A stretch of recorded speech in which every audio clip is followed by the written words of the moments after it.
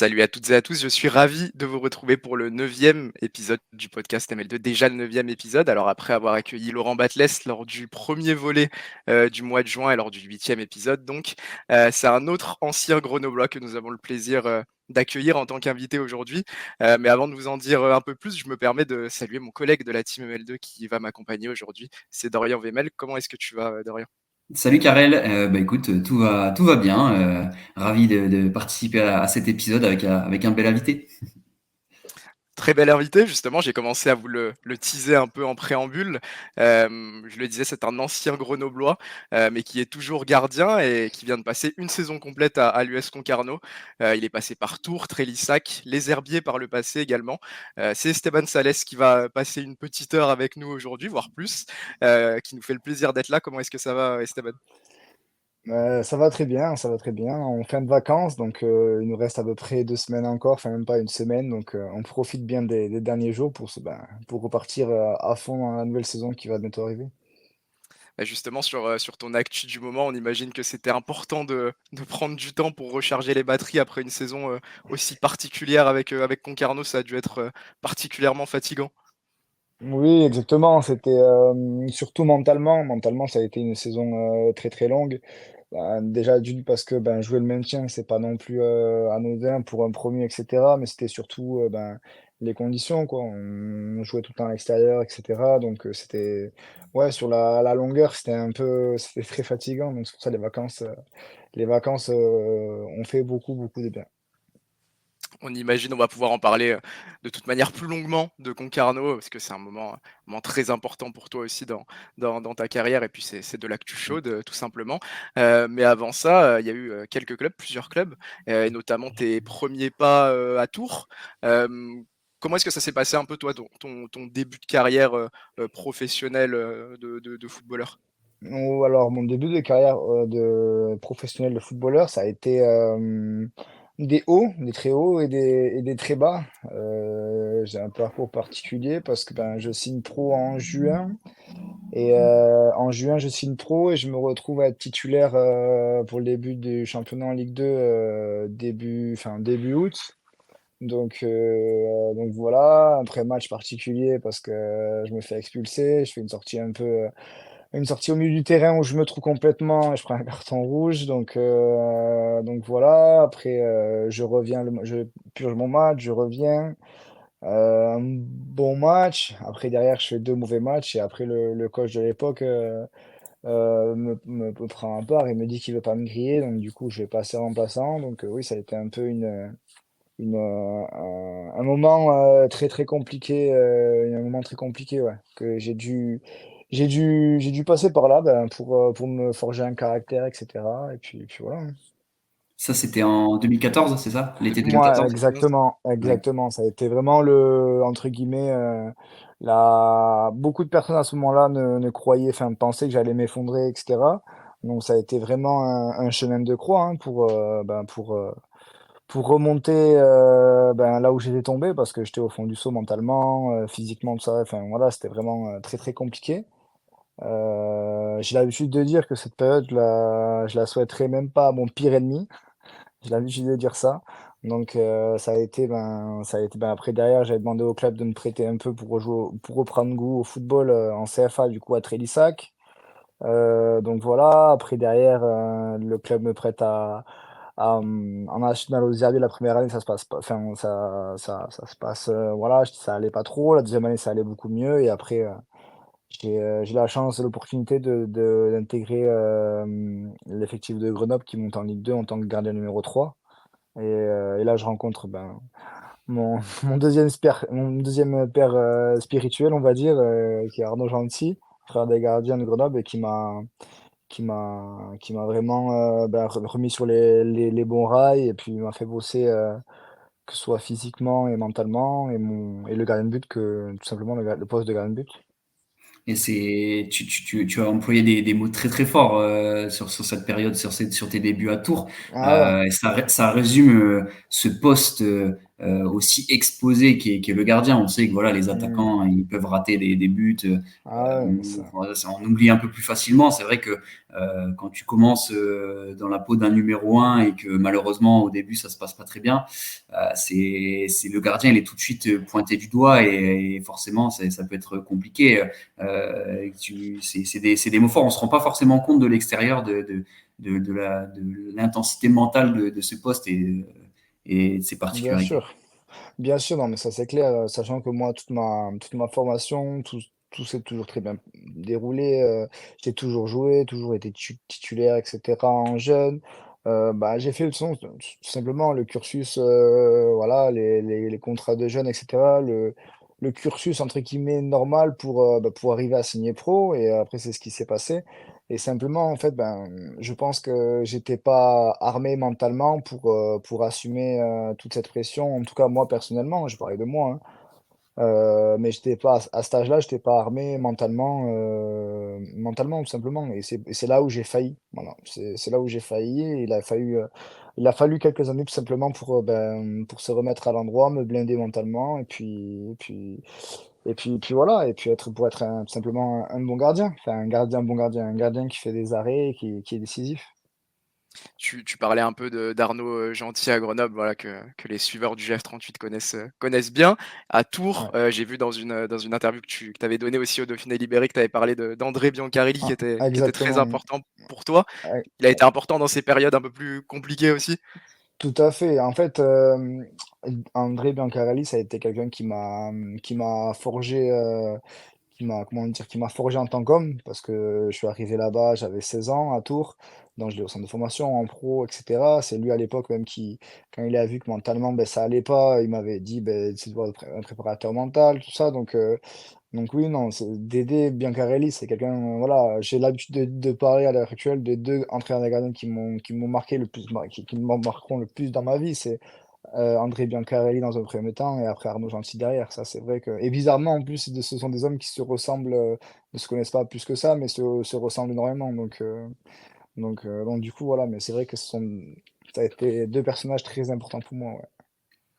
De manière générale, pardon Dorian, de manière Non, non, générale pour un gardien, tu dirais que c'est important d'avoir cette relation, fusionnelle avec son entraîneur des gardiens? On voit que parfois c'est un peu un trio à part avec le 2e gardien, le premier gardien? Ouf, ouais, oui, après, de manière générale, nous, les gardiens, que ce soit entraîneurs ou gardien de but, hein, on a une mentalité tout à fait différente des joueurs, et cetera. Parce que, bon, on est à part, quoi, tout simplement. On est à part, donc c'est vrai qu'on est beaucoup plus, en général, manière générale, on est beaucoup plus soudés, beaucoup plus entre nous au quotidien qu'avec les joueurs. Parce que oui, je pense que c'est ça aussi qui fait que, ben, on a un poste à part jusqu'au bout, hein, donc c'est je sais pas, ce petit groupe, dans un groupe qui fait qu'on est à part, tout simplement. Et le Tour FC, on sait qu'il y a, toi, c'était encore une période assez bonne pour le club. On sait qu'après, ils ont eu pas mal de difficultés. Mais quand tu as commencé, que tu étais jeune, je reprends un peu. Et il y avait notamment Andy Delors là, qui avait fait une saison exceptionnelle Ouais, en 2013-2014. mmh. Déjà, toi, à l'entraînement, tu voyais qu'il était Ah au-dessus du ouais, jeu pour de la Ligue 2 à cette époque-là. ah, tout à fait, ça. Andy, c'était un patator. Moi, ce qui me surprenait avec lui à chaque fois, c'est, en fait, il avait le don de tirer de partout, en fait. Qu'il soit à 50 mètres, dans la cahute, à l'extérieur du terrain, quoi qu'il arrive, il pense à tirer. Et le ballon facile, compliqué, et c'est ça qui était impressionnant avec lui, c'est qu'il tirait fort, très fort, mais il cadrait très, très souvent. Donc du coup, voilà, mais c'est vrai qu'à Tours, il y a eu de très, très bons joueurs. Moi, quand j'y étais, il y a pas mal même les générations qui m'ont suivi, qui étaient juste devant moi, il y en a eu beaucoup qui ont signé pro, hein, ou que le club a fait à relancer, et etc. Donc c'est vrai qu'il y avait beaucoup, beaucoup de talent, ouais. Qui était, qui a disputé 2 saisons avant de partir en 2014, c'est Brice Beaubleu. Ouais. Heu, le courant passait déjà, bien, à Ah l'époque avec ouais. Brice. Ah bien sûr, moi à l'époque j'étais numéro quand Britchou il y était, j'étais numéro 4. Donc ben, j'ai intégré, j'étais pas pro, j'étais juste stagiaire, j'ai intégré les entraînements avec eux, et cetera. Oui, voilà, mais Brichou est venu pendant 2 ans, donc ben, voilà, hein, toujours pareil, hein, les gardiens, on est un petit groupe dans un groupe, donc on s'entendait déjà très, très bien et puis voilà, hein, c'est pour ça après derrière que, bah, on est devenus aussi proches et on était plus des coéquipiers, mais on était tout simplement des amis, donc donc du coup, voilà. C'est vrai que vous êtes un peu suivis, c'est intéressant dans cette carrière, puis on voit maintenant la relation que vous avez. Ça va être Mmh, intéressant d'en parler aussi sur cet aspect au GF38. mmh. Mais tu l'as dit, ensuite il y a eu ce prêt aux Herbiers où tu arrives d'abord, pour jouer avec la réserve, c'est ça, en National 3? Et il y a la Ouais, bascule qui se fait vers l'équipe 1 qui est en National? non, en fait, moi, j'arrive là-bas, je c'est pas en fait, j'arrive là-bas, ils cherchaient un numéro 2. Ils cherchaient un numéro 2 en national, tout simplement et ben, moi, un peu déconnecté de tout ça, je dis: «Bon, OK, ben, je vais arriver numéro 2, mais je viens pour jouer, quoi». Je vais donc il va y avoir la concurrence et cetera. Sauf qu'au final, ben, je te retrouve avec, d'ailleurs avec, Mathieu Pichot qui est un très bon copain à moi aussi, même, du coup. Donc, je me retrouve avec un gardien comme ça, qui a une grosse expérience de Ligue 2, une très grosse expérience, encore plus, une grosse expérience de national et je me rends compte en fait que merde, je suis clairement pas au niveau de mecs comme ça. Donc, ben, encore une fois, ben, ben, je me suis remis à travailler, je me suis énormément inspiré de tout ce que, Pichot pouvait faire et puis voilà, donc j'ai fait toute la saison numéro 2. La saison d'après, je joue un peu plus parce que malheureusement Mathieu Pichot se blesse, donc je fais quelques matchs de plus, mais bon, on parle pas de faire, 15 matchs, hein, il y en avait beaucoup, je sais plus, peut-être, 4-5, un truc comme ça. 5-6 parce qu'il y a eu la coupe et il y en avait un peu plus, ouais, je pense en tout une petite dizaine. Donc du coup voilà, donc retravailler, travailler et je pense que ces années derrière, Mathieu Pichot m'ont fait beaucoup de bien, bah, parce que tout simplement, quand tu es jeune, tu signes pro à 18 ans, tu te retrouves, à 19 ans, tu te retrouves à aller jouer en Ligue 2 et cetera, bah, tu penses que tu es fort et Mmh. qu'il y a pas beaucoup plus fort que toi. Au final, ben, tu te rends compte que, bah, qu'il y a des mecs, qui ont énormément d'expérience, qui sont plus forts que toi dans quasiment tous les domaines. Bah, toi, du coup, tu te mets à travailler et puis voilà, hein, tu essaies de prendre, ce qu'ils font de bien, de le mettre un peu à ta sauce et puis moi, c'est comme ça que je fonctionne. Que je fonctionnais, que je fonctionne toujours. Je prends dans toute personne, tout ce que je trouve bien, j'essaie de, voilà, de m'en inspirer et de l'assimiler tout simplement. Et comment parce que tu l'as dit, tu joues pas énormément en équipe première aux Herbiers. Mmh. Et comment Ouais, se fait du coup la relation avec Grenoble en Max Mar 2018 c'est ouais, ouais, Max Marty, en fait, c'était le directeur sportif quand j'étais à Tours. d'accord, ouais.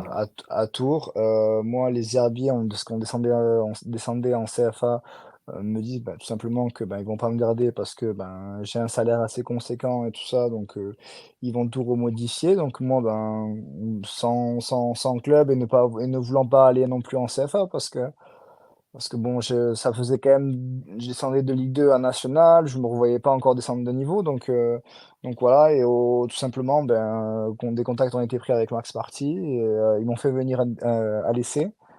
À l'essai et j'étais hors forme d'ailleurs, parce que j'avais passé des grosses vacances, je crois que j'avais dû avoir 2 mois et demi de vacances, un truc comme ça et donc c'était vraiment abusé. J'arrive là-bas à l'essai, et j'étais très gros en plus. Enfin gros, je m'entends, mais je devais avoir 5-6 kilos en plus, quoi et du coup, ben, Arnaud me prend, enfin Arnaud me prend à l'essai, tout se passe bien et cetera. Le coach, c'est Philippe Isberger. Le coach apparemment était content parce qu'il lui, il voulait un gardien qui fasse des arrêts et c'est ce qu'il avait vu à l'essai donc du coup voilà et donc c'est comme ça que mon aventure, grenobloise a commencé, mais elle a été un peu compliquée au début parce que, ben, Arnaud, du coup, voulait absolument que je perde beaucoup de poids donc Hmm. enfin donc T'as j'ai dû cravacher. ouais, ouais, il était toujours derrière mes côtes et cetera. Il m'a fait bien, bien, bien, bien bosser donc ouais, des face à face, lui et moi sur le terrain, on en a fait un paquet, hein, sur la poterne là-bas, donc ouais, ouais, c'était sympa, ouais.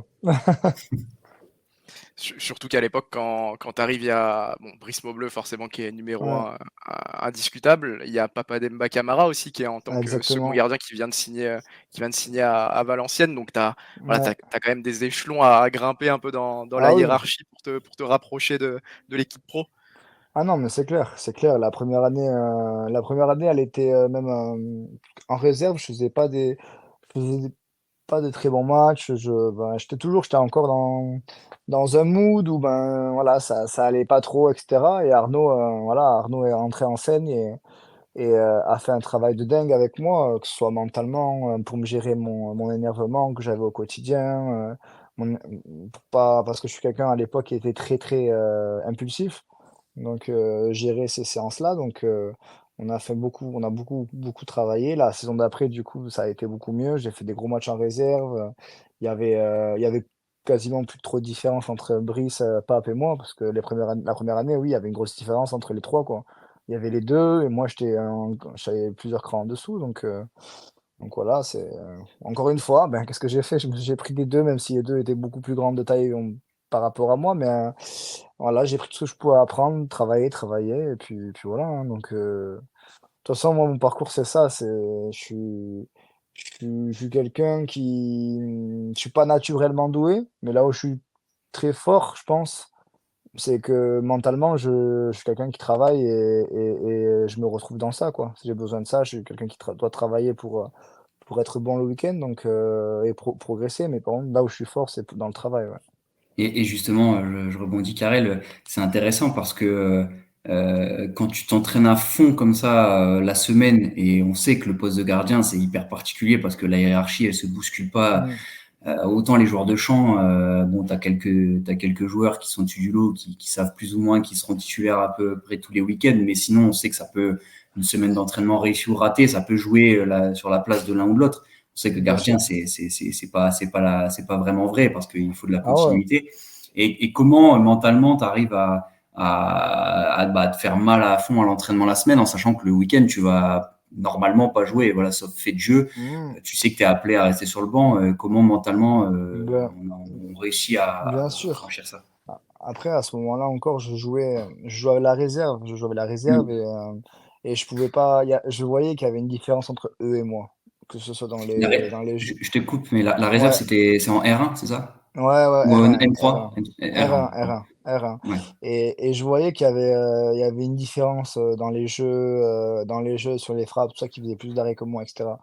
Donc moi, à ce moment-là, je pouvais pas dire, ouais, enfin, penser, moi, je m'interdisais de penser tout ça parce que pour moi, il y avait trop de différence à ce que je puisse dire, ouais, mais ça me fait chier de jouer en R1, si, ça. Non, non, moi, j'étais Mm. pas comme, moi, non, je voulais absolument en R1 montrer que j'étais en train de progresser, etc. Et c'est exactement ce qui s'est passé sur la deuxième partie, sur la deuxième saison. C'est que moi, je voulais de loin, juste au regard, que sur un match de R1, on se dise, ouais, mais lui, il a rien à faire là, Mm. lui, Mm. voilà. Moi, c'est ça mon premier objectif. Après, derrière, quand je suis passé doublure et que j'étais la doublure de Brisson Bleu, pardon. Hem et ben, moi, quoi qu'il arrive, je me disais: «Le travail, c'est pas jeté en l'air. Ce que je fais la Mm. semaine, c'est pas jeté en l'air. C'est que forcément, si c'est pas cette année, ça sera l'année prochaine, mais forcément, ça va payer et il se passera quelque chose». Donc du coup, voilà. Après, malheureusement, ben, enfin, le malheur des uns fait le bonheur des autres parce que Mm. Brichou a une vilaine blessure, l'année où on jouait la montée, où on joue les playoffs et cetera, donc à Noël et au final, je me retrouve à faire, ben, les 15 matchs en tout sur la deuxième partie de saison donc et ça, si tu pas prêt, si tu t'entraînes, si tu es frustré parce que le week-end tu joues pas, tu t'entraînes qu'à moitié, ben, tu peux pas, comme moi en tout cas, tu peux pas ri entre guillemets revenir de nulle part et Mm. faire 15 matchs, et à la fin de tes 15 matchs, l'équipe est toujours et va disputer les playoffs. Ça, c'est pas anodin donc ça veut dire que, ben, tout ce que j'ai pu faire, avant ça, ben, voilà, le travail, ça a fonctionné, ça a payé. Après bon, c'est vrai que je suis resté numéro 2 parce que, ben, devant, il y avait une entité qui était Bridgestone et qui, ben, à l'heure actuelle, Brest-Montbleu, je pense que sur les 4 dernières années en Ligue 2, je pense qu'il est dans les meilleurs gardiens de Ligue 2 à chaque fois, hein. Donc Mm. et il y a pas photo, c'est pas parce il joue dans des gros clubs ou pas c'est pas parce qu'il monte ou quoi que ce soit, hein, c'est parce qu'il se le doit qu'à lui-même, hein, donc voilà, c'est travailler, toujours travailler, essayer de voir ce que Bridgestone fait bien à chaque fois et c'était comme ça moi, j'avançais comme ça, ouais. Tu nous parles beaucoup de Brice qui, je le pense aussi, est clairement un des meilleurs gardiens de Ligue 2 sur ces Ouais. dernières années. Hem, comment comment ça se passait un peu votre relation? On sait que parfois de 1er gardien à 2e gardien, Ouais. c'est un peu particulier, mais vous aviez une relation vraiment fusionnelle? C'était, c'était pas vraiment une relation de gardien de but parce qu'on était plus, en fait, on était capable bon, des fois, Arnaud râlait, l'entraîneur gardien râlait parce en plein sueur, on était capable de se demander où est-ce qu'on allait manger au resto après l'entraînement ou moi, qu'est-ce que j'avais fait la veille, parce que j'étais sorti ou enfin, aller boire ou pas boire un verre ou avec qui j'étais parti boire un verre et ça, Arnaud râlait parce que des fois, il disait, «Vous me faites chier d'être toujours en train de parler ici, on travaille et tout ça». Bon, des fois, on faisait exprès parce qu'on aimait bien le titiller aussi donc non, c'était une relation vraiment, autant là, au début, je suis arrivé à Grenoble, j'avais du mal je parlais en fait, comme je faisais, mais j'avais du mal derrière à me remettre dans la séance et j'ai énormément appris de Britchou, avec ça. C'est que lui, il avait la faculté à rigoler, déconner et cetera, mais le ballon d'après, il switchait et il était dans le voilà et moi, j'avais beaucoup de mal avec ça donc j'ai pris ça, je peux dire que j'ai pris ça de lui dans le sens où, après, c'est quelque chose qui était naturel pour moi excuse-moi, parlons le terme, hein, faire le con, discuter de tout et de n'importe quoi. Mais dès que j'étais dans le but pour l'exercice, voilà, Mmh. j'effaçais tout, je faisais un reset et puis voilà quoi. Et Et tu as c'est commencé à parler de cette saison 2020-2021 qui est très importante dans l'histoire récente de Grenoble parce que tu l'as dit, ils vont mmh, jouer les playoffs sur une saison où c'est pas forcément, attendu.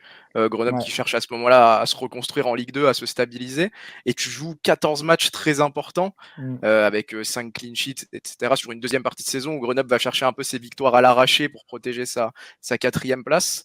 ouais. Comment tu vis cette période, toi?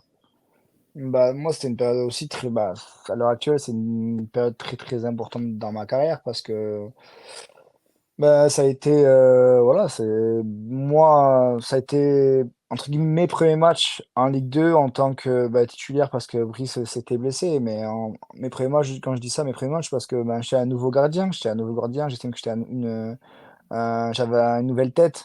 Je suis la même personne, mais j'avais tout qui avait changé comparé à mes 18 ans. Donc, moi, ces premiers matchs, en fait, je les ai abordés, dans le bonheur et dans la joie parce que j'étais vraiment heureux et content et je voulais absolument profiter de chaque match, chaque rentrée et cetera. Donc ça a été vraiment mmh, 14 matchs plus le match de coupe de France, il y en a eu 2 en championnat, je crois aussi, en coupe de France, pardon, contre Monaco, où c'était vraiment la folie. Enfin, j'étais vraiment heureux donc du bonheur, tout simplement, ça a été du bonheur, ouais. Et est-ce que le tout premier match en Ligue 2 quand à Grenoble pour remplacer Brice, à ce moment-là, est-ce que tu repenses à 6 ans en avant à Tours quand ça s'était Mmh. malheureusement mal passé dès le début? Est-ce que tu as une sorte de pression ou est-ce qu'avec l'expérience, les années, le travail, tu es serein quand tu arrives sur ce match, tu sais que là, tu as les qualités pour prouver en Ligue 2 et Ouais. que tu as ta place en Ligue 2.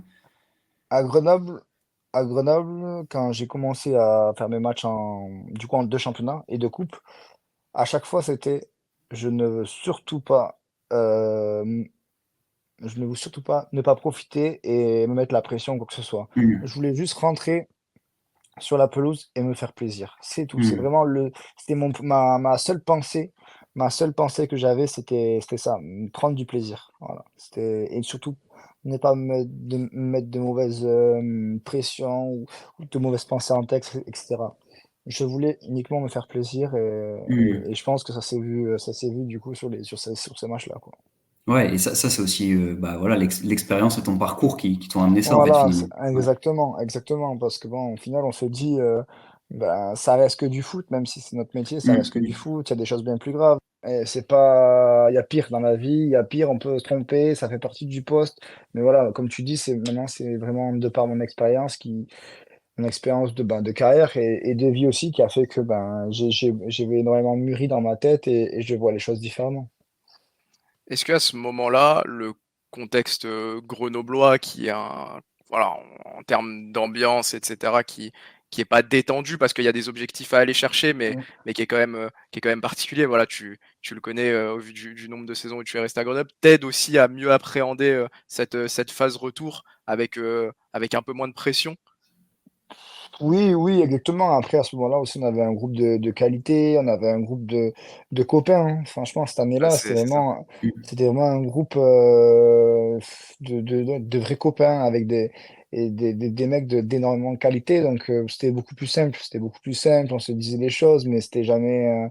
C'était toujours positif. Toujours, toujours positif. Donc, vous savez, quand vous avez des mecs devant vous qui s'arrachent comme des fous et qui sont des vrais mecs, des vrais bonhommes et qui tout simplement ils veulent des résultats. Mais le pire, c'est qu'on avait même enfin, on avait même le coach cette année-là, le coach Iverly avait été très très fort parce il faisait beaucoup tourner et Ouais, c'est vrai. il y avait jamais d'histoire, il y avait jamais d'ambiguïté. Et je pense que c'est ça qui a fait qu'on avait un groupe de dingue, c'est que tout le monde tirait dans le même sens. Donc même moi qui suis arrivé derrière, après j'ai la chance bien sûr que ben, j'ai fait des matchs, des bons matchs, donc directement même si mes potes c'était mes amis quoi qu'il arrive, mais mes potes m'ont vu faire des bons matchs devant, derrière, pardon, derrière dans les buts, donc direct ils ont eu confiance en moi, donc voilà, et moi c'était la période où je progressais de plus en plus aux entraînements et du coup directement derrière il y a Brice qui se blesse et j'étais amené à jouer, donc ça a été une suite pour moi où j'étais en constante où j'augmentais de plus en plus quoi tout simplement où j'étais en progression donc voilà tout simplement ça a été la suite quoi. Tu le disais, enfin c'était un très bon groupe, surtout que c'est une année où on sort de la saison Covid. Il me Mm. semble qu'il y a une période où Grenoble ne joue pas plusieurs matchs, voilà, en raison du Covid et cetera et Ouais, revient très bien, avec des joueurs de caractère en plus qui sont recrutés, à l'époque il y avait Yorick Ravet, Manu Pérez qui était revenu. Ça faisait du bien, on sentait que ce groupe était bien équilibré, à ah ton vraiment, sens? ah oui vraiment, il y avait eux, après devant on avait quand même Moussa Djité qui avait fait une grosse Mmh. saison. Il y avait derrière ça avait été très costaud, il y avait eu Charlie Piquel qui avait fait une grosse Mmh. saison. Donc en fait, c'était un tout, quoi. C'était vraiment un ensemble de mecs qui jouaient à chaque fois que ben, c'est comme à mon image, simplement. C'est dès qu'il y avait des mecs qui étaient amenés à rentrer dans le groupe, ils faisaient leur match. Donc, et ça, c'était super important. Il y avait Mamad Diallo aussi qui rentrait et qui claquait. Il y avait Achille Alani aussi, donc qui arrivait de national. Donc, c'était vraiment un tout, un groupe de joueurs, un groupe, on était une vingtaine où ben, ça tournait énormément et que tout le monde était décisif quand il fallait jouer, quoi, tout simplement. Et tu tout le monde est plutôt satisfait, et puis a raison, dans voilà, que ce soit au club, mais même au niveau des supporters, de ton intérim à ce moment-là, parce qu'il y a un peu d'inconnu pour, les gens qui regardent de Exactement. l'extérieur. Toi, tu sens que c'est le cas? Ça te donne encore peut-être un peu plus de confiance? Euh, honnêtement, je savais que j'étais apprécié humainement. Après, gardien de but, ben, il m'avait pas vu trop jouer en part avec la réserve. Mais c'est vrai que rapidement, ben, ce qui m'a aidé, c'est que j'ai pu faire des bonnes choses. Il y a eu aussi le match de Coupe de France contre Clermont, où avant que Brice se blesse, ben, on gagne contre Clermont, qui était à la lutte avec nous aussi en Ligue 2, mais j'arrête sur 4 penalty, on arrête 2, je fais un bon match dans l'ensemble. Voilà, c'était vraiment, c'était entre guillemets, c'était une suite d'événements qui faisaient que, ben, oui, je pense que les supporters, ils ont été vite rassurés de se dire, bon, ben, Brice s'est blessé, mais apparemment, Salès a l'air de faire le boulot, quoi. Donc du coup, voilà. Et encore une fois, à Grenoble, il y a toujours eu de très bons gardiens, et ça, c'est pas anodin, parce que, ben, Mmh. moi, j'estime qu'Arnaud Gentil, à l'heure actuelle, fait partie des meilleurs entraîneurs, enfin, il est dans les 10 meilleurs entraîneurs des gardiens français. Mmh. Et j'en suis clairement convaincu. C'est dans l'ADN aussi du GF38, outre le travail, forcément conséquent d'Arnaud Gentil, d'avoir un bon gardien, de pouvoir s'appuyer sur une bonne défense forcément et un dernier rempart solide, parce que c'est ça Mm. aussi, Grenoble actuellement. Bien sûr, ben, c'est Grenoble, on est plus connu pour, entre guillemets, c'est pas négatif, hein, mais on est plus connu pour défendre que pour gagner des matchs 1-0, 2-0, que de gagner des matchs 6-0, hein. Donc, c'est les valeurs. À Grenoble, il y a des valeurs de combat, d'engagement, etc. Donc, voilà, je trouve que on va bien avec la ville, avec tout ce qui se passe dans Grenoble et autour. Donc voilà. Et tu as parlé un peu des pénaltys, notamment face à Clermont. C'est une qualité Ouais. que vous avez en commun avec Brice Maubleu. Voilà, c'est Brice Maubleu et les Ouais. pénaltys, c'est J'ai bah, pas, tu as tu peut je te peut coupe, j'ai pas la prétention à dire que j'ai la même qualité OK. que Brice le penalty. J'en ai pris 50 cette année. Ça sera pas ça sera pas mal interprété, mais c'est un travail de l'ombre aussi qui était fait avec Arnaud Gentil, ce travail Ouais, sur les pénaltys? oui, oui. Je vais pas, je vais pas tout dire parce qu'Arnaud est capable de, s'il écoute ça, de, derrière, il est C'est mieux, c'est capable mieux. de me menacer au téléphone, donc je vais pas tout dire. OK, OK, d'accord. Non, mais ouais, c'est vrai que voilà, c'est pour, Ouais, non, il y a ça, et surtout après, il y a le flair du gardien, tout simplement. Il y a Ouais, bah oui, le bien sûr. flair du gardien, et puis Brichou a des grosses qualités d'envergure et d'explosivité, donc ben, c'est parfait pour être les penaltys, ça. Pour finir un peu sur Grenoble, parce que voilà, ça a été quand même un chapitre très important de ta Mm. carrière. Après cette saison 2020-2021 qui est très réussie, très positive, il y a le départ de Philippe Inchberger, et puis l'arrivée de Mauricio Giacobacci, et ça devient une saison vraiment compliquée. Heu, Ouais. comment tu la vis toi? Parce que c'est compliqué, tu es second gardien, donc tu n'as pas forcément une influence directement sur le terrain. Mm. Mais comment est-ce que tu la vis? Comment est-ce que tu essayes d'être là aussi pour tes coéquipiers, à ce moment-là?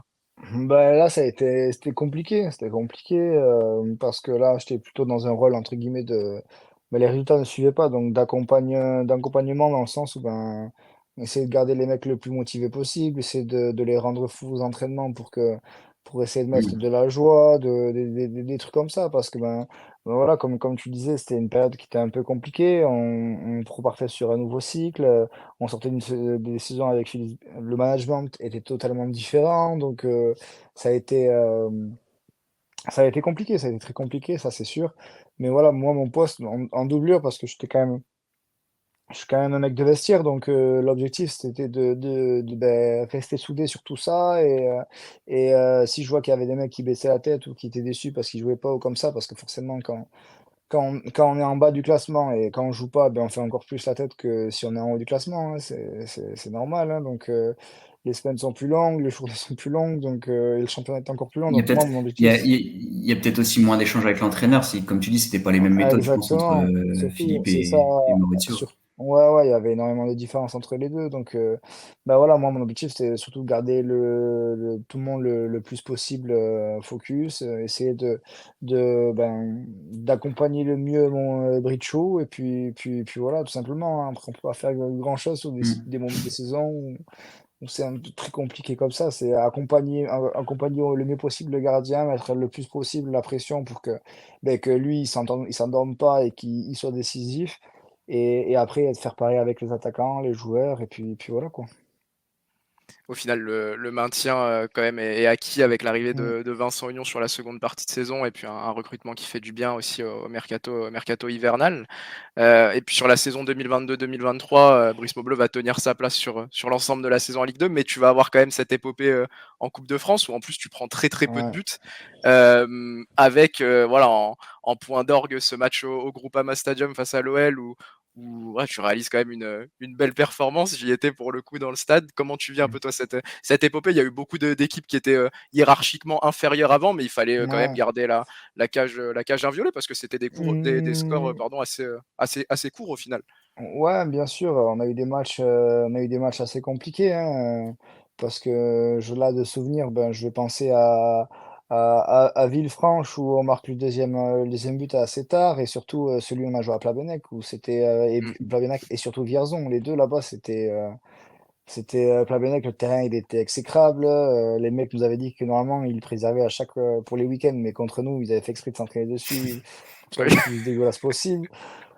Je me revois encore tonton, enfin avec Nestor dans le vestiaire, il fait rester, je te fais pas de passe en retrait et tout. Je fais non, t'inquiète. D'entrée, il a pas le choix, il me fait une passe en retrait. Je prends la balle, je la prends du genou, je crois. Elle part, ça va, elle part loin, mais bon, hein, c'était. Donc voilà, mais c'est ça qui était bien à ce moment-là, c'est que en fait, ben, j'avais dans le groupe, j'avais vraiment des amis, des vrais copains. Donc juste du regard, on se comprenait et on savait se parler. Donc du coup voilà, la même chose pour ben, à ce moment-là derrière moi j'avais tonton Nestor, j'avais Adrien Monfray, j'avais Gaël Paquez. Donc c'était vraiment des amis, c'est des amis donc c'était assez drôle. Donc voilà, mais ouais, ça a été des matchs vraiment compliqués où Vierzon les mecs, ils étaient derniers en CFA, tout ça, mais là, on a l'impression que c'était des mecs de Ligue 1, tout ce qu'ils faisaient, ça passait. Ils prenaient des équerres, ça tapait la barre, poteau, des cafouillages. C'était beau. Des matchs comme ça, on perd des points de vie, hein, ça c'est clair. C'est Et en plus c'est le match à l'OL, je me souviens aussi, tu fais un super match et tu te blesses au genou, je crois, sur un Ouais, contact, exactement. sur une sur, sortie là. c'est une grosse Ouais, semelle, non? Sur, Ouais. il y ouais, avait c'est quelques Dembélé qui. débats, sur la VAR, Ouais, sur le VAR à ce moment-là, il me semble. ouais. Apparemment, il y avait des débats. Moi, je sais que j'avais le genou en bouillie pendant quelques mois, donc ça avait été très compliqué parce que ben je voulais pas honnêtement je voulais pas sortir. C'est pour ça que sur le Ouais, bah, c'est contact sûr. les kinés me dit tu sors et tout. Je dis non non c'est bon ça va aller. Sauf que ben, au final j'avais mon genou qui partait dans tous les sens, j'arrivais pas à m'appuyer sur ma jambe et tout ça donc je suis sorti 5 minutes après. Donc ouais ça a été énormément de tristesse. Je me revois encore ben un, un, un de mes meilleurs amis que j'ai pu connaître dans le foot, c'est Loris Neri qui me prend. Et voilà, et qui m'a dit il y avait que lui à ce moment-là sur le bord du terrain, enfin sur le banc, qui pouvait me remobiliser parce que j'étais vraiment au Mmh. fond du saut. Ouais. Ça a été, c'est toujours des matchs comme ça, on a envie d'en profiter au Ouais. maximum, mais en plus, encore plus quand, comme moi, on est numéro 2 et on n'en a pas beaucoup, donc on a envie de croquer de manger la pomme entière et de juste la croquer. Ouais, j'étais au fond du saut. Hein. Vraiment, ça a été un peu compliqué. Mais bon, mon Lolo, il a été là pour moi. Et il y a quand même une grosseur de jeu pour toi avant ça. Tu l'as dit, c'est des Mm. matchs un peu spéciaux quand même dans une carrière. En revoyant ta performance, il y a quand même de la fierté parce que c'était quand même, tu as quand même eu de belles parades à Oui, faire, oui, sur le oui. moment. Ouais, après j'aurais aimé ne pas prendre le deuxième but, j'estime, parce que j'aurais pu peut-être mieux faire sur le deuxième but, mais parce que je suis quelqu'un qui cherche toujours à s'améliorer, toujours à mieux faire, donc j'aurais aimé sortir ce deuxième but et rentrer à la mi-temps 1-0, ça aurait été peut-être différent. Et c'est vrai que dans l'ensemble, le match, ben, il a été ce qu'il a été, mais j'en suis content, mais juste j'aurais aimé ne pas avoir cette blessure et faire le match Ouais. entier, quoi, tout simplement. Mais bon, après, d'un côté, au moins, Brice, il a pu aussi profiter de la truc, donc bon, Mmh. je me dis, c'est pas plus mal comme ça. Hein. Parce que bon, ça, il me l'a dit aussi, ça, il me l'avait dit aussi, il me laissait jouer la Coupe de France parce qu'on était amis et que voilà, ça lui apportait beaucoup que je la joue. Et c'est pour ça que derrière, dès que je suis parti, c'est lui qui il a dit, moi, je veux jouer la Oui, Coupe de ouais. France, quoi. Ouais, Donc, ouais, bah, forcément. On l'a vu, ouais, cette saison, ouais. Mmh. c'est beau aussi d'un côté, ça veut dire qu'il me laissait la Coupe de France parce qu'on était proches et qu'il savait que c'était important pour moi, donc c'est tout à son honneur. Ça te permet de bien finir cette aventure, grenobloise puisque c'est ta dernière saison, Mm. au GF 38. Après 5 saisons, Ouais. tu décides de quitter Grenoble. Comment est-ce que tu sens toi que c'est le moment? Fallait que je joue. Ce match après Lyon, même si je m'étais blessé, j'ai senti que je voulais revivre des moments comme ça, je voulais en avoir beaucoup plus souvent. Donc, c'est pour ça que bah, mes agents m'ont regardé, ils ont cherché, etc. Avec le club, on a trouvé une solution et qui plus on a trouvé Concarneau. Donc, bah, pour moi, c'était le truc parfait, quoi, hein, de jouer en Ligue 2, c'est ce que je voulais. Donc j'étais le plus heureux à ce moment-là. Enfin, j'étais le plus heureux, je suis le plus heureux. Et alors donc tu rejoins le promu Concarneau, première saison de Ligue 2 dans l'histoire du club. On connaît Mm. malheureusement le stade pas homologué. Quand on te dit que Concarneau ne pourra jamais jouer à domicile, devra jouer que à l'extérieur toute la saison. Là, dans ton esprit, c'est pas un frein à ce moment-là de se dire que les conditions elles vont quand même être assez particulière par rapport à un club comme Grenoble, Hum, alors qu'il n'y a pas les meilleures infrastructures de hum. Ligue 2, on le sait, mais qui est quand même Ouais, ouais, bien non, développé. ça bien sûr. Après, je savais en signant que qu'il y avait ça, hein. Il y avait le fait qu'on n'allait pas avoir de terrain à domicile, etc. Mais bon, je n'avais rien à faire. Moi, je sais que j'allais à la possibilité, toujours en prouvant, parce que j'arrivais dans une équipe où il y avait un gardien qui était monté avec le club et qu'il fallait montrer Ouais. que tout simplement, j'étais prêt pour assumer ce poste de numéro un. Donc, moi, j'en avais rien à faire, hein. Moi, Mm. j'avais mon truc devant moi, là, il fallait que je gaze et tout le reste, honnêtement, je m'en foutais. Donc du coup, voilà. Et après, le début de saison arrive assez rapidement parce que je suis arrivé, je fais quand même la préparation avec Grenoble et Mm. quasiment toute la préparation. Et à 2 semaines du championnat, j'arrive à Concarneau. Donc voilà quoi, ça a été un peu rapide tout ça, mais voilà, hein, c'est pour ça que bon, quand je dis dans le foot, maintenant tout, ça va très vite, c'est que j'en ai eu la preuve l'été dernier, hein.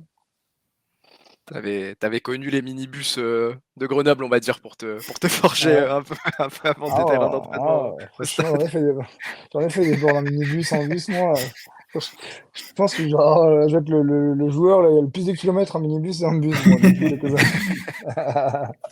années. Et t'arrives à Ah, Concarneau avec Stéphane Le Mignon, on le sait, voilà, ouais. qui aime bien avoir des équipes joueuses, qui aime bien relancer de Mm. derrière. Tu sais à ce moment-là que tu vas avoir une certaine responsabilité aussi, toi, dans la relance. Au début, c'est mes agents qui m'en parlent, je connaissais pas du tout. Après, enfin, non, je connaissais parce que tout le monde parlait de Concarneau en national, qui jouait très bien au ballon, etc., qu'en Ligue 2, ils vont faire la même chose. Donc, mais d'entrée, dès la première séance d'entraînement, je vois en fait que ça va beaucoup, beaucoup jouer au ballon. Et 2 jours après, on joue contre Rennes en amical. Et en fait, je me vois faire d'entrée, on me fait des passes dans les 5,50, des 1-2, des 6, là devant moi. Et je me dis, oh ouais, c'est trop bien. Enfin, franchement, c'est kiffant. Relancer comme ça, c'est satisfaisant. Quand ça passe, c'est kiffant, etc. Donc voilà, après, honnêtement, le coach, moi, le coach Le Mignon, ça a été vraiment une découverte énorme parce que dans tout ce qu'il fait, tout ce qu'il peut proposer la semaine, dans ce qu'il propose, c'est un crack parce que il analyse tout, il voit tout. Donc bon, moi, il m'a posé deux, trois questions par rapport aux équipes contre qui on allait jouer, mais je vais pas vous dire directement, mais moi, je me suis dit, wow, ça, je savais pas qu'on pouvait penser comme ça. Franchement, ouais, Des des détails détails, tactiques mais d'adversaires. Ouais. exact. En fait, des détails tactiques qui sont finalement super importants.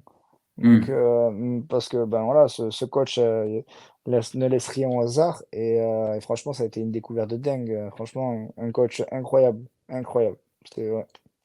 Je pense que j'ai jamais connu ça, honnêtement. J'en ai pas connu beaucoup, enfin, si, j'en ai connu quand même quelques-uns, mais aussi méticuleux dans le travail, aussi maîtriser autant de choses, je crois que c'est la première fois. J'imagine qu'il t'a posé des questions sur Grenoble, du coup, non? Oui, oui, oui, oui. Vraiment. En plus je les connaissais très bien, mais bon, on peut pas dire que ça nous ait porté chance parce qu'on a perdu Ouais. 2 fois contre eux. Donc, ouais. Donc voilà. Et dans l'évolution du poste, toi, cette capacité à être un bon joueur de ballon, avoir un bon jeu au pied, tu sens que, Mhm. que c'est quelque chose qui est devenu vraiment important aujourd'hui là dans le football moderne? Oui, oui, bien sûr. Après, toute proportion gardée, je pense Ouais. que on reste des gardiens de but. Des gardiens de style Ederson comme ça, il y en a qu'un dans le monde, hein. Moi, je pense que le poste de gardien de but a beaucoup évolué. Maintenant, on demande, il faut qu'on ait les deux pieds, ça c'est une base. Il faut qu'on ait une bonne volée, il faut qu'on ait une allonge. On doit savoir toucher un mec partout sur le terrain, oui, mais après, des risques démesurés, etc., ça, faut faire attention. Faut faire attention. Faut toujours. Nous, je sais qu'à Concarneau, on me demandait de beaucoup ressortir les ballons, mais après, comme il disait le coach, hein, il me dit des fois, c'est pas possible, donc faut la péter, tout simplement. Moi, je pense qu'il faut, à l'heure actuelle, le gardien de but, c'est plus le gardien des années 80 où on demandait de par deux pieds, de dégager tout en une touche, etc. Maintenant, c'est non. Les équipes sont beaucoup plus athlétiques, etc. Donc forcément, on doit ressortir plus propre les ballons parce que les duels sont beaucoup plus durs à gagner. Donc du coup, c'est un tout, hein. C'est le foot a pris un virage depuis quelques années, beaucoup les relances, les relances, les relances et le gardien de but doit effectivement maintenant, de nos jours, avoir, de très bons pieds, les 2 et une très bonne volée aussi. Mais, surtout doit dans sa tête, être clair dans le sens où, ben, si c'est pourri, si ça pue, il a pété loin et Mmh, puis mmh. voilà quoi. Et sur cette saison, la phase aller est plutôt bonne, même Mmh. nous on était très agréablement surpris. Hem, comment est-ce que se passe l'adaptation à la Ligue 2 pour même tout le groupe au final qui voilà, on l'a dit, Concarneau, c'est sa première Mmh. saison, en Ligue 2 de son histoire. Comment le groupe appréhende un peu cette découverte? Non, alors, j'ai pas senti qu'il a enfin, le premier au début, ça a été un peu compliqué, parce que bon, enfin un peu compliqué, on fait un match, 0-0 contre Bastia à domicile, Sur on les rate un 5 premiers penalty. matchs, ouais, c'est Ouais, c'est c'est on un peu rate plus un compliqué. penalty. Après, il y a Après Bordeaux, on ouais, va à Bordeaux où on prend un penalty à la ouais. 93e ou 14e, Limite, on il est y avait dominé, quoi. ouais, il y a Alors que pas ouais, vous avez beaucoup penalty. d'occasions, ouais. Ouais. Nous, on fait une barre, et cetera. Après, derrière, on a pris des gros parce je me souviens, on avait pris aussi Caen, qui était monstrueux Mmh, à ce moment-là. mmh. On fait 0-0 contre, non, on fait 1-1 contre Annecy, on met notre premier but. Donc Il voilà, y avait eu le Paris FC aussi. voilà, le Paris FC, on a eu un match, on a eu un début de championnat un peu compliqué, mais au fur et à mesure, on a gardé ça qui était bien, c'est qu'on a gardé notre philosophie de jeu, on a continué toujours à faire la même chose et c'est comme ça qu'on s'est lancé dans le championnat au bout de 5 journées. À QRM d'ailleurs, à QRM, on gagnait 3-0 à la Ouais, c'est mi-temps ça. et on s'est fait rejoindre à 3-2 et c'était assez interminable comme match aussi. Donc du coup voilà, mais non, il y a pas plus d'appréhension que ça pour le groupe. En tout cas, j'ai pas trop ressenti parce que, ben, il y avait des mecs aussi, hein, à Concarneau, des mecs comme, Guillaume Janel et Thibaut Cinquin, beh, qui étaient là avec le club depuis X années, qui découvraient la Ligue 2, mais surtout, je pense que c'était un bonheur pour eux d'en être là, donc je pense qu'il y avait beaucoup de plaisir pour tout le monde. Et c'est vrai que tu en parlais, au moment de ton arrivée à Concarneau, que tu avais entendu que c'était une équipe qui voulait garder un peu ce style de Mmh. jeu en Ligue 2 et le pari est plutôt réussi. C'était pas des Ouais, paroles en l'air, non. au final. Pour le coup, pas du tout. Pour le coup, pas du tout. Ouais. C'était vraiment on produisait du beau football. Malheureusement, bah, on est descendu, c'est dommage parce on est passé à côté de quelque chose qui avait jamais été fait. Un promu qui monte en Ligue 2 et qui joue au ballon, ça s'est pas fait jusqu'à présent. Donc, c'est dommage. C'est vraiment dommage. Et sur la longueur, sur cette deuxième partie de saison, tu as senti et vous avez le groupe a senti aussi, voilà, bah, on l'a répété, la contrainte de jamais jouer à domicile, Oui. d'effectuer des déplacements toutes les semaines, etc. À un moment donné, là, Mm. il y a une espèce de fatigue mentale aussi. Ça, plus l'enjeu du maintien, qui est déjà en lui-même mentalement pas évident à jouer. J'imagine que toi qui as Bien connu les sûr. playoffs d'accession avec Grenoble, etc. C'est pas la même pression, j'ai envie de dire, Ah quand non, mais tu ça, joues un maintien bien sûr. et une montée. Mm, mm. Moi, je pense que cette année, honnêtement, c'est pas, entre guillemets, péter plus haut que son cul. Je pense que si on avait joué à domicile, on aurait 4, points de 4, voire Mmh, 3, 4 points de plus, voire 5. mmh. Et ça, dans une saison, à des moments clés, c'est super important. Donc du coup, voilà. Mais bon, faut pas trop se cacher derrière ça. Mais c'est vrai qu'avec ça, ça aurait été un championnat tout à fait différent. Parce que apparemment, moi, j'ai jamais connu, mais apparemment, il y avait quand même une ambiance de dingue dans ce stade. Mmh. Mais bon, j'espère vite la connaître. Et justement, tu nous fais une petite transition, petite passe, décisive. Tu peux avoir l'occasion de la connaître la saison Mm. prochaine du coup, l'idée c'est de Oui, poursuivre bah, l'aventure avec l'USC? exactement. Je suis sous contrat là-bas, donc à partir du moment où on a un contrat, ben voilà, on se doit de l'honorer tout simplement. Après, on ne sait jamais de quoi demain, que le foot, ben ça peut aller très très vite. Mais ce qui est clair et net, c'est que ben, moi à l'heure actuelle, je suis sous contrat avec Concarneau et que ben je vais repartir faire la prépa et faire mes matchs de national l'année prochaine là-bas. Donc, euh, donc du coup voilà, hâte de jouer dans ce stade qui va être tout neuf. Donc d'abord on aura la pelouse, après la tribune viendra au fur et à mesure, mais hâte d'y être, ouais, tout simplement. tu dis qu'on sait jamais les opportunités qu'on peut avoir. Ça aussi, c'est, une particularité du poste de gardien, c'est le mercato. Il y a les opportunités au final sont beaucoup plus rares que pour un joueur de Ah, bien champ, sûr. chaque été. Bien sûr, bah, déjà un gardien, il y en a qu'un qui joue, on peut pas mettre un gardien à droite ou à gauche. Donc donc déjà c'est d'une et après, ben, nous gardiens Ligue 2 et nationale, ben, on est tributaire de ce qui se passe en haut, hein. Ouais. Ben, les ça bouge en haut, ben, ça va peut-être bouger en bas et cetera. Donc c'est vraiment, des dominos, hein. Donc et là encore plus, bah, je pense que vu que les championnats reprennent relativement tard, parce qu'il y a les jeux olympiques, après, je veux pas dire de bêtises, mais il y a les droits télé, tout ça qui ont Bah, c'est diminué. ça, Donc, pour un c'est, temps, tout est voilà. bloqué. Ouais. Donc, il y a des clubs encore, ils sont même pas fixés par rapport à s'ils vont être encore en Ligue 2 ou en National. Donc, voilà, il y a plein de choses qui font que, et en plus de ça, il y a la refonte des championnats qui fait que, ben, il y a un paquet de joueurs, dont des gardiens qui vont se retrouver sans club. Donc, Mm. c'est à l'heure actuelle, je pense qu'il faut être content d'avoir un club, tout simplement, hein, parce que, bah, comme je le dis, il y a beaucoup de mecs qui vont se retrouver sur le carreau. Donc du coup, moi, j'ai la chance de pas en être et d'être sous contrat. Donc c'est tant mieux pour moi. Et je Toi c reviens, ouais, Vas-y, vas-y, excuse-moi Dorian, Karel, pardon. je reviens sur cette saison. Du coup, quel bilan tu tires de, bah, finalement, de l'une de tes premières saisons comme Mmh. numéro un, où tu joues les 38 matchs en plus, donc tu joues Ouais. tout le championnat. Quel bilan tu en tires du coup de, voilà, alors collectivement, malheureusement, on sait qu'il y a eu la descente, mais toi personnellement, qu'est-ce que tu en retires de cette première Moi, saison complète? ce que j'en tire, c'est que, je pense que j'ai fait une très grosse première partie de saison. J'ai fait une bonne première partie de saison, je suis décisif, je rapporte des points. Après, j'ai une période février-mars qui est pas bonne, voilà. Où je prends des buts, je fais des arrêts, mais je suis pas décisif parce que quand je fais des arrêts, on est toujours mené ou quoi que ce soit. Hmm. Donc voilà, et la fin de saison, ben, je refais beaucoup plus d'arrêts, mais on est un peu à tête dans le guidon, on sait pas, on est à la lutte pour le maintien, donc voilà. Mais je pense que j'ai eu un trou dans cette saison de mois à peu près qui ont pas été où j'aurais dû et j'aurais pu surtout largement mieux faire. Donc en étant honnête. En étant honnête, je pense que ma saison, elle est comme ça. Après, bon, il y en a toujours qui vont dire arrête de te lapider, Esteban, tu passes ton temps à te lapider. Moi, c'est ce que je pense de ma saison à l'heure actuelle. Voilà. Oui, non, Merci d'être hyper honnête en tout cas sur le Ouais, non, bilan. non, mais c'est quelqu'un comme ça, qui dit les choses, tout simplement. Donc, comme je les pense. Donc voilà, ma saison, elle est comme ça. Voilà.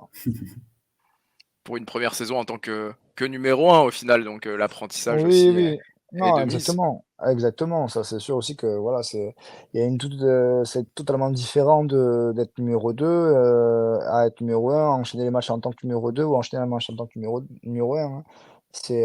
Voilà, c'est une saison, c'est très long. Faut savoir se gérer.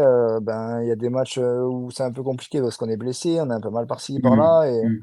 donc, donc voilà. Et moi, l'équipe que j'ai cette année, bah, c'était ma première saison, donc je voulais lâcher zéro match. Moi, je Bien voulais sûr. que plus j'en faisais, mieux c'était. Donc bon, si j'avais pu faire 20 de plus, j'en aurais fait 20 de plus s'il fallait, hein. Donc moi, voilà, je partais du principe que j'avais la chance de pouvoir jouer, et de pouvoir me montrer. Donc je voulais prendre ça à 1000%, et puis voilà, hein, tout simplement.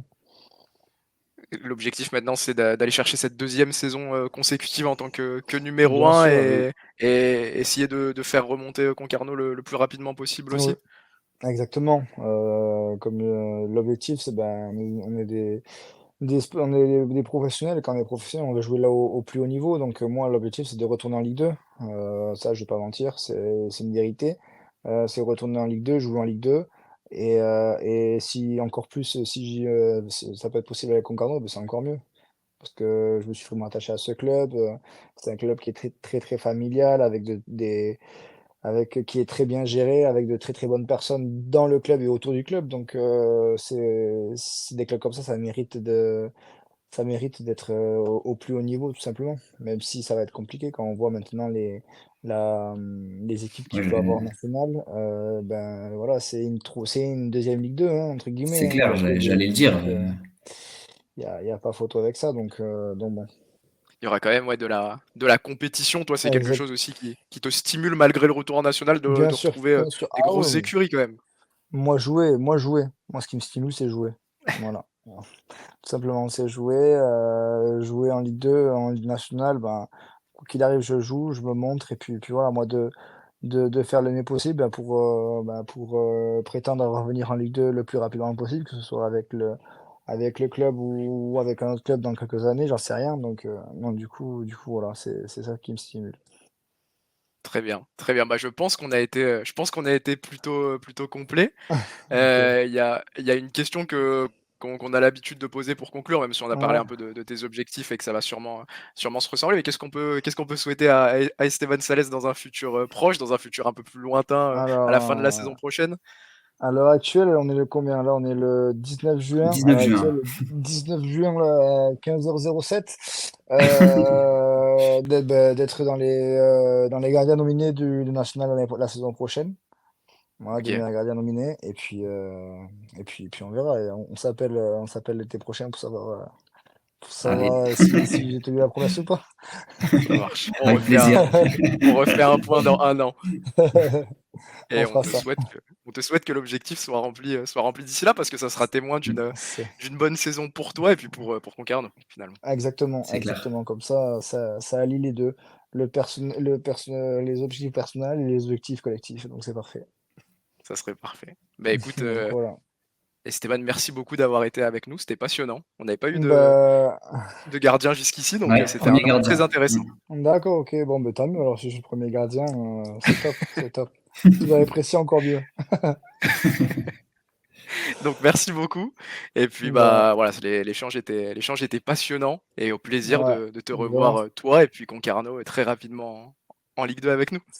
c'était vraiment top. Je vous remercie en tout cas d'avoir pensé à moi, c'était super cool et Ben, un et à grand très merci à vite, on toi. sait à très vite, enfin à côté ou comme ça par vidéo interposée, ça serait top, ouais. Eh bien, merci à tous d'avoir été avec nous pour ce 9e épisode du podcast ML2. On va continuer à vous proposer du contenu pendant tout l'été, que ce soit des entretiens comme on a l'habitude de le faire, mais aussi, peut-être des analyses ou des bilans mercato. C'est ce qu'on a en stock, voilà, pour animer votre été en attendant la reprise qu'on est tous pressés d'avoir. Encore une fois, un grand merci à Esteban Sales qui était, le premier gardien qu'on a eu, donc c'était un angle passionnant, très intéressant et puis, voilà, comme il le dit, il n'a pas sa langue dans sa poche, donc c'était forcément très intéressant à suivre. En attendant, n'hésitez pas à vous abonner sur notre chaîne YouTube, c'est très important pour nous aider à la développer, à nous mettre 5 étoiles aussi sur vos plateformes de streaming. C'était ML2, on vous dit à très vite.